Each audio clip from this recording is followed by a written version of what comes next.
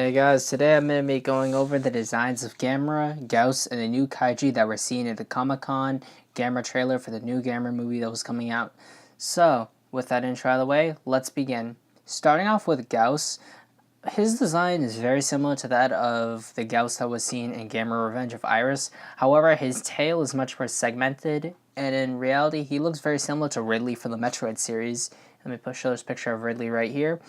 And if you look between that picture of Ridley and this picture of Gauss, you can see they're very similar in terms of their design, with the tail having those segmented ends and his head having a very dragon-like appearance, and his eyes, they have a little bit more, you could say, personality to them in my opinion, because they're much bigger, they're googlier in my opinion, and they kind of like bop around like a chameleon's eyes.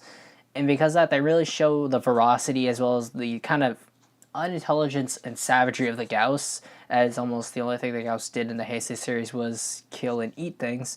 So I'd say, in terms of design and capturing the character of Gauss, it does a really good job in my opinion. Next, let's move on to the new Kaiju.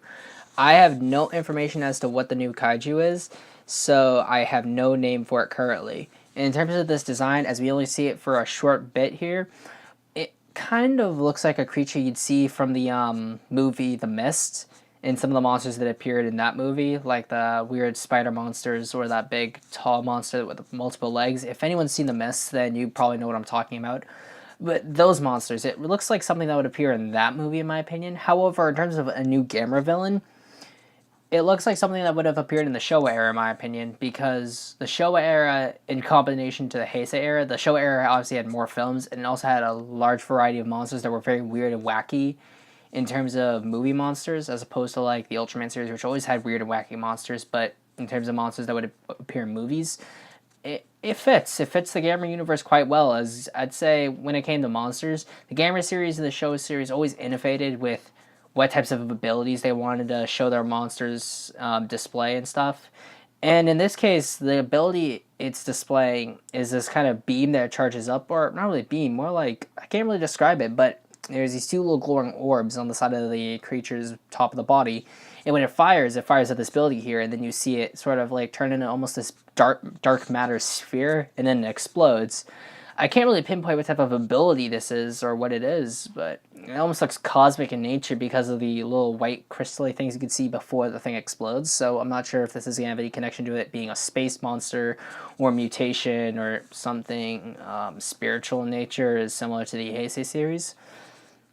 And on to Gamera himself. His design is very familiar and feels much like an evolution of the Heisei series. If you look at Gamera 1 to Gamera 2 to Gamera 3, and I feel like that this design is a step, almost like, not exactly a downgrade, but sort of like a transition from Gamera 3 to Nightmare Gamera, if you count that as another design that was in the Heisei series, even though it appeared in Gamera 3 for only a few scenes.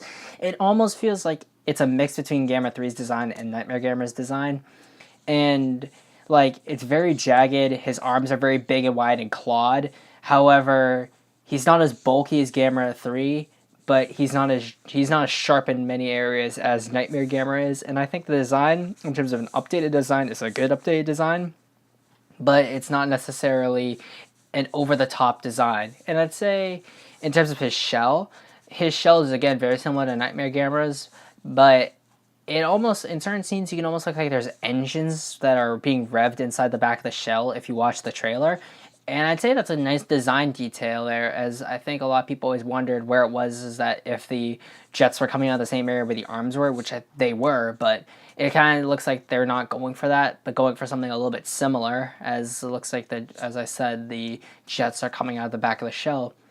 But I'd say that's all for now, guys. This is kind of a shorter video. I just wanted to give my 2 cents about the 3 Kaiju that are going to appear in this new Gamera movie. Of course, this is a proof of concept trailer, and as we saw with the 2014 Godzilla movie, the monster that appeared in that little trailer they had did appear in the movie, so we don't know if this new Kaiju is going to appear or not, or if Gauss will actually appear as well, but we obviously know Gamera's going to appear. So if we ever see any other trailers showing new monsters or the same monsters, then I'll definitely make a video about that. But that's all, guys.